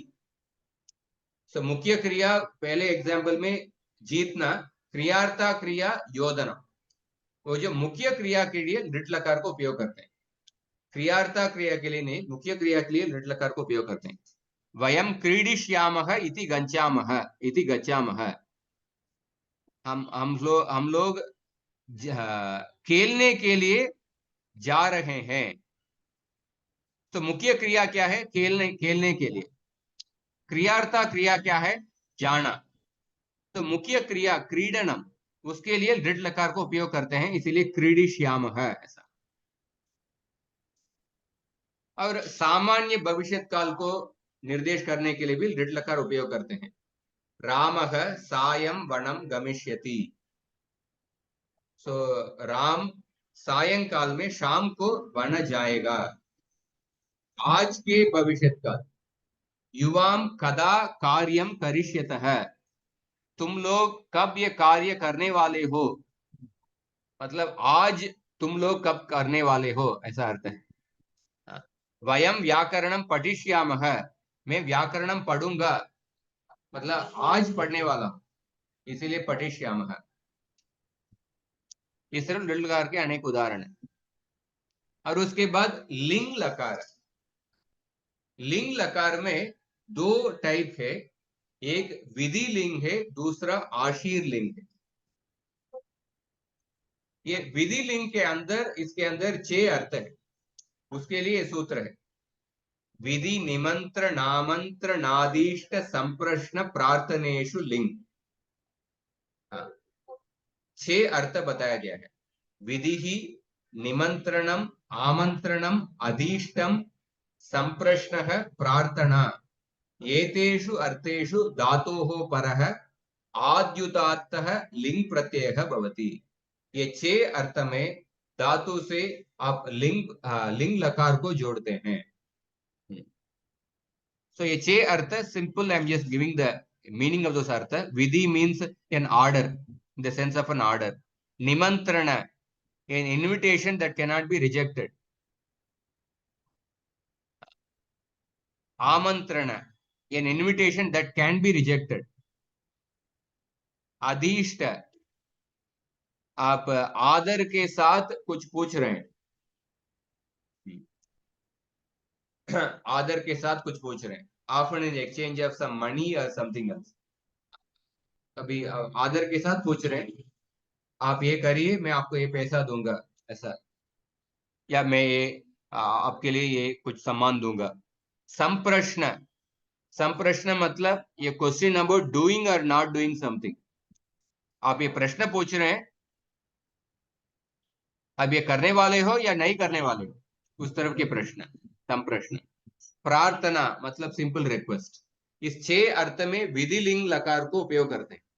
लिंग लकार है, इसको विधि लिंग, फर्स्ट अर्थ है इस विधि, therefore इसको विधि लिंग ऐसा कहते हैं। But not only vidhi, but other 5 arthas are also there. So vidhi ityukte prerana, agnya, या सामान्य रूपेण भृत्यम सेवकम प्रति यादृश व्यवहार क्रियते। अगर एक यजमान अपने सेवक के प्रति क्या व्यवहार करते हैं, उसमें विधि लिंग लकार को उपयोग करेंगे।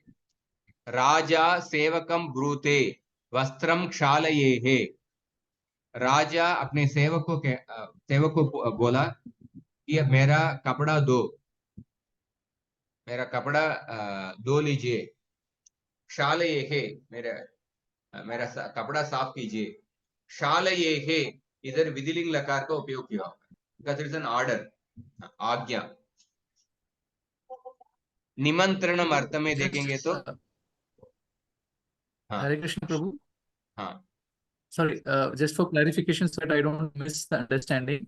The transformation अभी उसमें देख रहे हैं कि जो जिस लट लिंड लकार जो भी आया है, वो ऑलरेडी ट्रांसफॉर्मेशन करके, मतलब सेकंड स्टेप से 12 स्टेप्स अप्लाई करके इसमें क्रिया प्रयोग हुआ है ना। मतलब अभी हम जो देख रहे हैं, depending on the type of usage of क्रिया, we are reverse interpreting that there should have been a लिंग लकार in between, but we don't see it visibly on that sentence, right? Yeah, sentence So में in we the will never see the prakriya actually. We The will not see the prakriya. So shalayate, in shalaye or shalayate, when we see the verb based on the type of request, then the transformation should have happened using the lind lakar. The sentences you will never see the intermediate steps of the prakriya. Prakriya is only for Yes. Vyakarana subject. Our aim is to make the final सार्थक शब्द, our aim is to make the final पद, पदों को ही हम वाक्य में उपयोग कर सकते हैं। So, पर उस पदों को लिंग लकार के शब्दों का प्रयोग एक पर्टिकुलर पैटर्न में होता है। Final, you'll see the final forms of the लिंग लकार will have a particular pattern. लट लकार के क्रियापद एक पर्टिकुलर पैटर्न में रहेगा। वो सब हम जानेंगे आगे आगे। But right now, I'm just saying that ling lakara is used in 6 meanings with the ling lakara. Yes, and we are seeing the type of example in where it is used. Yes. सो निमंत्रणं मतलब यत्र कस्मैचित् कार्यार्थं भवतः उपस्थितिः आवश्यकी, कृपया आगच्छतु। इस कार्य के लिए आपको इधर होना जरूरत है, अनिवार्य है, आप जरूर आइए। इस टाइप का निमंत्रण, उसको निमंत्रण कहते हैं। An request which can not be rejected, और an invitation that can not be rejected. आप ये श्राद्ध में आप जरूर आके भोजन लेना है। यह श्राद्धे भवान भुंजीत, इधर भुंजीत शब्द लिंग लकार में उपयोग किए हैं। सो उससे हम जान सकते हैं कि उस व्यक्ति किस भावना से बोल रहा है। कभी कभी sometimes somebody may make a request but it may be more out of a formality. शत्रजित ने कृष्ण को श्यामंतक मणि दिया, पर कृष्ण जाना कि ये सिर्फ फॉर्मेलिटी से दे रहे हैं, सो इन्होंने स्वीकार नहीं किया। तो शत्रजित ने, अब भागवत में पढ़ेंगे तो श्यामंतक मणि दिया, आप ये ले लीजिए ऐसा। पहले तो उन्होंने मणि देने के लिए मना कर दिए, पर बाद में उन्होंने मणि उनको कृष्ण को दिया, पर कृष्ण जाना कि इस फॉर्मेलिटी से दे रहे, तो कृष्ण उन्होंने स्वीकार नहीं किया।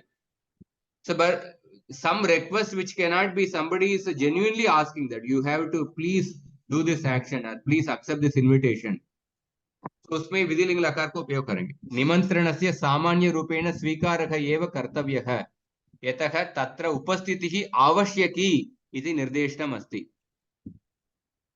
आमंत्रणम् इत्युक्ते कामचार अनुज्ञा। एक व्यक्ति कुछ रिक्वेस्ट कर रहे हैं, अगर आपको इच्छा होगा तो ये कर सकते हैं, नहीं तो नहीं कर सकते। यथेच्छम इह भवान भुंजीत, उसमें भी लिंग लकार को उपयोग करते हैं। आमंत्रणस्य स्वीकारः अपि कर्तुं शक्यते, अस्वीकारः अपि कर्तुं शक्यते। और अधीष्ट मतलब सत्कार पूर्वक व्यापार है, मर्यादे के साथ कुछ धन देके, मम पुत्रम अध्यापयेत भवान, मेरे पुत्र को आप सिखाइए।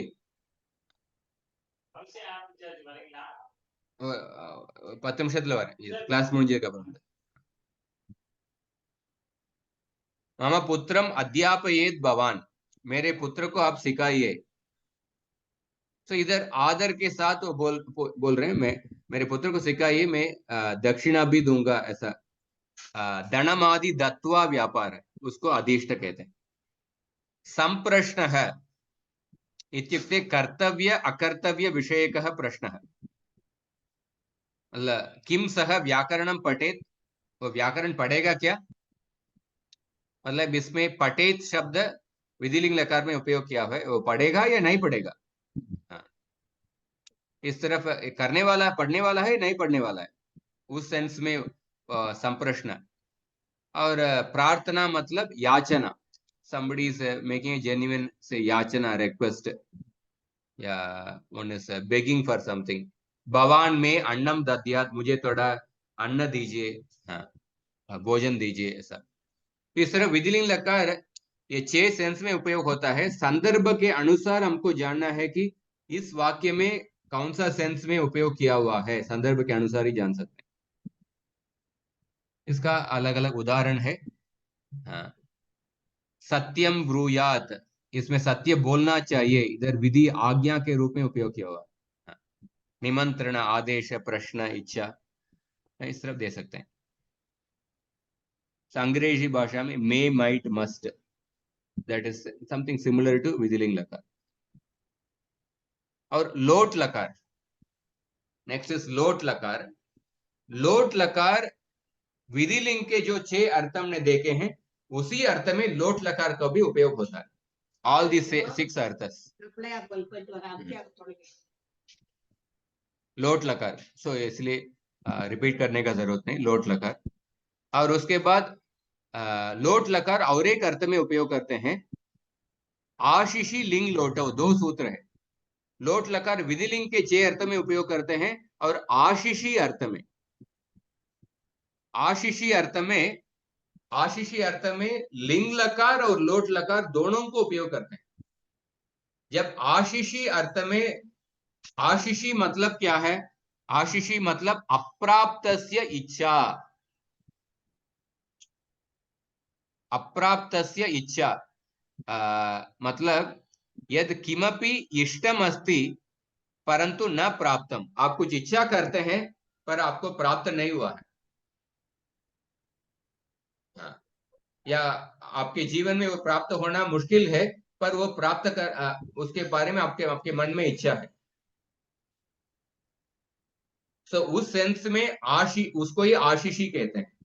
आशीषी मतलब नॉट आशीर्वाद, आशीषी मतलब अप्राप्त से इच्छा।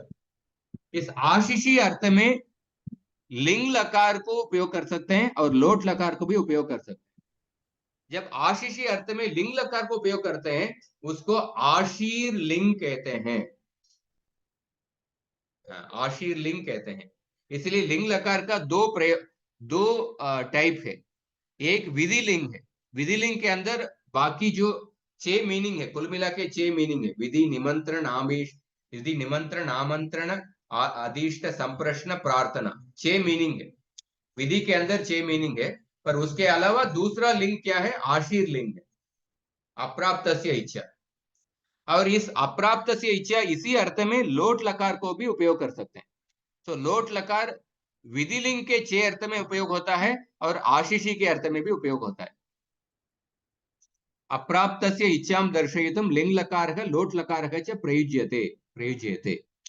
This is a more information, अलग अलग लकार का क्या क्या अर्थ में उपयोग होता है। तो जैसे उदाहरण देखिए, ईश्वरः मे विपुलम आयुष्यम दद्यात्। ईश्वर मुझे लंबे आयुष्य दे दें। दद्यात्, दद्यात् इधर आशीर्लिंग लकार में उपयोग किया है। मतलब अप्राप्त से इच्छा, मतलब इनके पास एक्चुअली बहुत कम आयुष है, पर इनका इच्छा है मुझे लंबे आयुष होना। ईश्वरः में विपुलम आयुष्यम ददातु। ददातु ये लोट लकार के प्रयोग है, वही आशीषी अर्थ में उपयोग हुआ। भवान चिरम जीव्यात,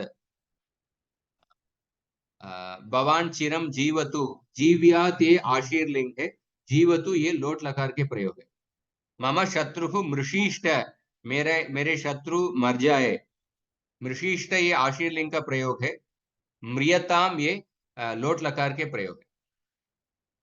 यह लिंग लकारः आशिषि अर्थे प्रयुज्यते तस्य निर्देशः आशीर्लिंग लकारः नामना क्रियते। जब लिंग लकार को आशिषि अर्थ में प्रयोग करते हैं उसको आशीर्लिंग लकार कहते हैं। इसका दूसरा उदाहरण आप देख सकते हैं। लोट लकार में बताया था, विधिलिंग लकार, विधिलिंग के जो अर्थ में भी उपयोग कर सकते हैं और आशीर्लिंग के अर्थ में भी उपयोग होता है। तो संदर्भ के अनुसार हम देख सकते हैं इधर कौन सा अर्थ में उपयोग किया हुआ। और उसके बाद अनद्यतने लंग, अनद्यतन भूतकालम द्योतयितुम धातोः परः लंग लकारः प्रयुज्यते।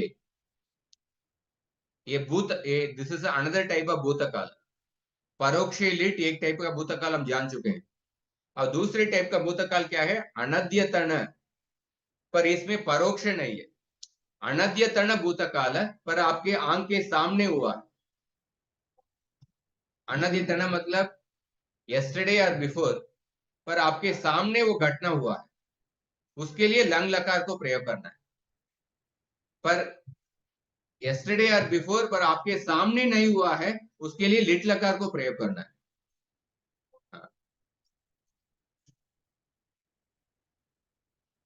सो उदाहरण देखिए, सह यह विद्यालयम न आगच्छेत, सॉरी, सह यह विद्यालयम न अगच्छत, उसने कल विद्यालय नहीं आया, मतलब आपने देखा कि वो नहीं आया। अहम गत सप्ताहे व्याकरणम अपठम, मैं पिछले हफ्ते व्याकरणम पढ़ा था। अपठम, अगच्छत, आगच्छत, ये सब लंग लकार में उपयोग किया हुआ। ते गत वर्षे स्नातकाः अभवन्, वो पिछले साल स्नातक ब्राह्मण हो गया, मतलब पिछले साल उनका पढ़ाई गुरुकुल में खत्म हो गया। अभवत, अभवन, अभवन ये शब्द लंग लकार में उपयोग किया हुआ। तो ज्ञातव्यम यत्र क्रियायाः कालः अद्यतन भूतकालः अस्ति उत अनद्यतन भूतकालः अस्ति, एतत् स्पष्टं नास्ति, तत्र लङ् लकारस्य प्रयोगः न करणीयः, लुङ् लकारस्य प्रयोगः करणीयः। तो भूतकाल के तीसरा अर्थ क्या है? लुङ् लकार। लुङ् लकार, वी विल सी दैट।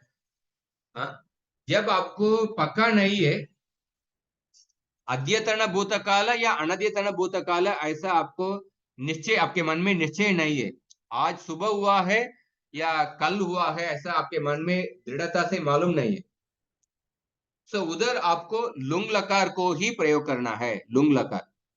तो लुङ् लकार इज अ सामान्य भूतकाल। So lung lakar should be used mainly for the bhutakala which happened today but in the past,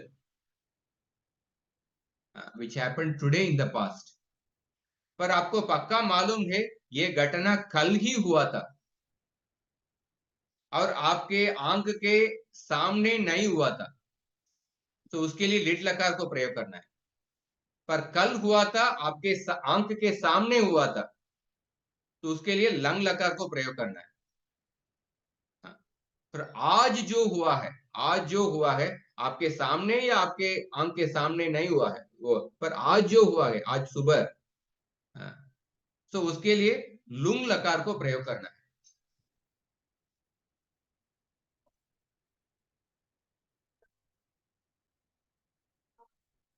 को लुङ् लकार को प्रयोग करना है। और आशीषी लिंग लोटो में ऑलरेडी बता दिया। आशीर्वाद, आशीषी अर्थ में आशीर्वाद मतलब अप्राप्तस्य इच्छा, आशीर्वाद मतलब आशीर्वाद मतलब बेसिकली स्पेसिफिक डेफिनेशन इज अप्राप्तस्य इच्छा। सो आशीषी अर्थ में लिंग लकार और लोट लकार दोनों उपयोग होता है। और लुङ् लकार में बताया था भूतकालं द्योतयितुं धातोः परः आद्युतातः लुङ् प्रत्ययः भवति। तो लुङ् प्रत्यय, लुङ् लकार को पास्ट टेंस को, पर सिंपल पास्ट टेंस जो आज हुआ है, आज हुआ, उसके लिए लुङ् लकार को उपयोग करते हैं। और लास्ट जो लकार, लुङ् लकार का उदाहरण देखिए, सह चित्रम अद्राक्षीत, उन्होंने चित्र देखा, आज देखा। यूयम गीताम पाटिष्ट, गीताम अपाटिष्ट, अपाटिष्ट ये लुङ् लकार के रूप है। तो चित्रम अद्राक्षीत, अद्राक्षीत ये लुङ् लकार के रूप है।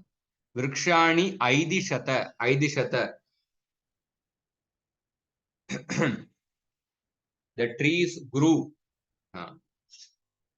अहम ग्रामम न अगमम, मैं ग्राम नहीं गया। त्वम किम अकार्षीहि, अकार्षीहि ये लुङ् लकार का प्रयोग।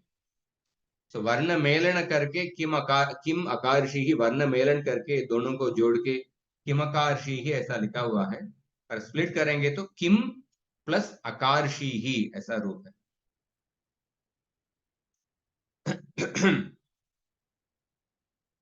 So this point already I told।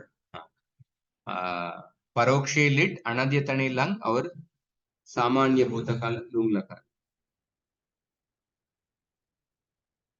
लुङ् लकार का दूसरा उदाहरण। और लास्ट लकार है लिंग निमित्ते लृङ् क्रियातिपत्तौ, इसे समाप्त करेंगे।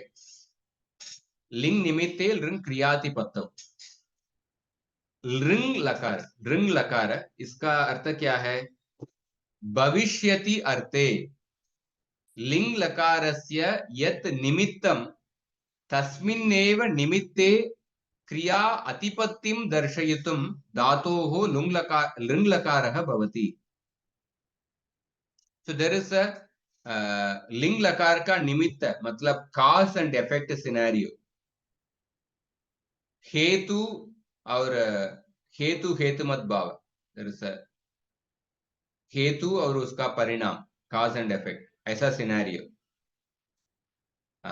In that in the context of the future if the cause effect scenario is being described with an implication that the action did not happen, उस समय ऋण लकार को उपयोग करते हैं। तो उदाहरण में के लिए बताता हूं, अगर बारिश अच्छे हुआ होता तो, अगर बरसात अच्छे होता तो हमको अगर बारिश अच्छे होता तो सभी धान्य अच्छे से समृद्धि होता था। If the rain had happened nicely, then all the grains would have grown nicely. अगर मैं अच्छे पढ़ाई करता तो, अगर मैं अच्छे पढ़ाई किया होता तो मुझे पहले रैंक आ जाता था, अगर मुझे अच्छे सीट मिल जाता था। तो इसमें देखिए there is a cause and effect scenario and क्रिया अतिपत्ति मतलब एक्शन डिड नॉट हैपन। मतलब अगर अच्छे बारिश इस साल हुआ होता तो अच्छा समृद्धि होता था, सभी चावल अच्छे से आ जाता था। मतलब इसका अर्थ क्या है, इस साल बारिश नहीं हुआ इसीलिए चावल धान्य वगैरह अच्छे से उसका समृद्धि नहीं हुआ, दे डिडंट ग्रो नाइसली, उसी अर्थ है। अगर मैं if I had studied properly then I would have got good marks. इसका मतलब क्या है, मैं पढ़ाई नहीं किया इसलिए मुझे अच्छे मार्क्स नहीं मिला, वही अर्थ है। तो इस सेंस में ऋण लकार को उपयोग करते हैं। क्रिया अतिपत्ति मतलब क्रियायाः अनिष्पत्तिः इत्युक्ते क्रियायाः अभावः। मतलब actually the rain did not happen nicely, इस साल बारिश अच्छा नहीं हुआ इसलिए अच्छा समृद्धि नहीं हुआ। क्रियायाः अनिष्पत्तिः। अत्र अस्य सूत्रस्य अर्थः भवति यत्र कारण फल युग्मेन निर्दिष्टायाः क्रियायाः अभावः भविष्यकालस्य साहाय्येन वक्तव्यः अस्ति, तत्र ऋणलकारस्य प्रयोगः भवति। So कारण फल युग्मेन, that means cause and effect scenario. There is a cause, तो बारिश नहीं हुआ इसीलिए इफेक्ट क्या है, अच्छे से धान्य वगैरह नहीं हुआ, नहीं ग्रो हुआ, उनका समृद्धि नहीं हुआ। So there's a cause and effect scenario. और भविष्यत काल में if it had rained properly then the trees would have grown nicely. There's a भविष्यत काल, would have grown nicely. तो भविष्यत काल का सहाय भी है, तो उधर ऋण लकार को उपयोग करते हैं। तो उदाहरण देखिए, कृष्णम अनंस्यत चेत सुखम अयास्यत। मतलब यदि कृष्णस्य नमनं करिष्यति तर्हि सुखमपि यास्यति। अगर आप कृष्ण को नमस्कार करोगे तो आप सुख को प्राप्त करोगे। इधर cause and effect scenario, cause is the Krishna को नमस्कार करना, इफेक्ट इज द सुख को प्राप्त करना, और भविष्य काल का अर्थ भी है। मतलब पर देर बट आल्सो क्रिया अतिपत्ति मतलब क्रिया का अनिष्पत्ति, मतलब इन्होंने कृष्ण का नमस्कार नहीं किया, he didn't offer obeisances to Krishna, he didn't worship Krishna, उस अर्थ में भी आता है। So cause and effect scenario है, और भविष्यत काल का सेंस भी है, और क्रिया के अतिपत्ति, क्रिया के अनिष्पत्ति, इस ये तीनों सेंस आता है। इसमें अनंस्यत अयास्यत, अनंस्यत अयास्यत ये दो क्रियापद है, ये ऋण लकार के क्रियापद है। सुवृष्टि ही चेद, सुवृष्टि की चेद अभविष्यत तदा सुभिक्ष्यम अभविष्यत। सुवृष्टि की मीन्स अच्छा बारिश।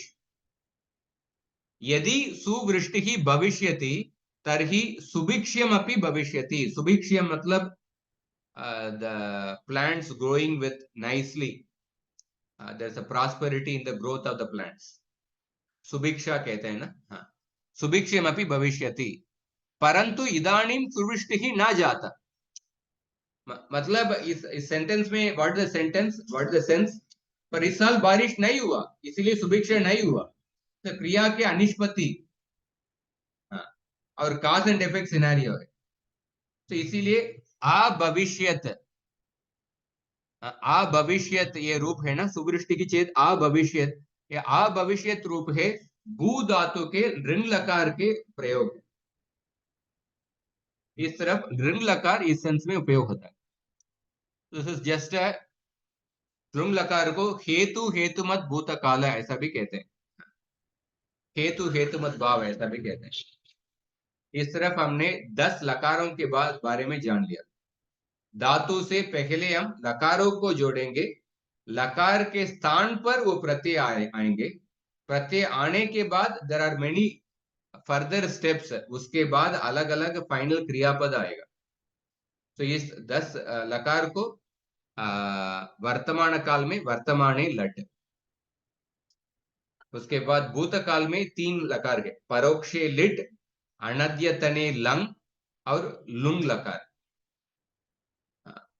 लिट लंग और लुंग लकार। और भविष्य काल में 2 लकार है, अनद्यतने लुट और लिट शेषे च, ऐसा 2 लकार है, लिट लकार और लुट लकार। और लिंग लकार, लिंग लकार 2 अर्थ में आता है, विधि लिंग लकार और आशीर लिंग लकार। विधि लिंग लकार के अंदर 6 अर्थ है कुल मिला के। आशीषी मतलब अप्राप्त से इच्छा। और उसके अलावा लोट लकार, लोट लकार के विधि लिंग के 6 अर्थ में उपयोग कर सकते हैं और आशीषी अर्थ में भी उपयोग कर सकते हैं। और उसके बाद हमने ऋण लकार के बारे में जाना। ऋण लकार मतलब लिंग निमित्ते ऋण क्रियातिपत्तौ, इस अर्थ में। इसमें ये 10 लकारों में इस कोर्स के पहले भाग में 6 लकारों के रूप कैसे बनता है और 6 लकारों के रूप फाइनल रूप कैसे होता है उसको हम पढ़ने वाला है। वो 6 लकार क्या है? लट लकार प्रेजेंट टेंस, और अनद्यतन लंग लकार, अनद्यतने लंग लकार। भूतकाल में दिस अनद्यतन लंग लकार को पढ़ने वाले हैं। और विधि लिंग लकार और लोट लकार, बिकॉज इन चारों का प्रक्रिया there is a particular pattern, इसलिए चारों लकारों को हम एक पैटर्न में पढ़ने वाले हैं। पूरे 2000 धातुओं का कैसे रूप बनता है वो पढ़ने वाले हैं। हरे कृष्ण। इससे मैं समाप्त करता हूं। आपका कुछ प्रश्न है तो पूछिए।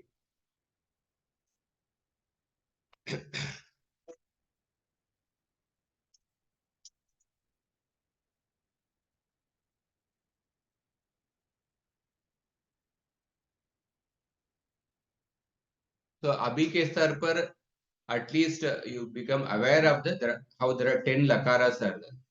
संस्कृत में ये 10 लकार है, क्रियापद का 10 सेंस इन क्रियापद कम्स इन 10 सेंसेस। तो संस्कृत के क्रियापद बाकी भाषाओं से थोड़ा भिन्न है, वो भी आपको जानना है। और आगे आगे हम कल के इसमें और आगे बढ़ेंगे।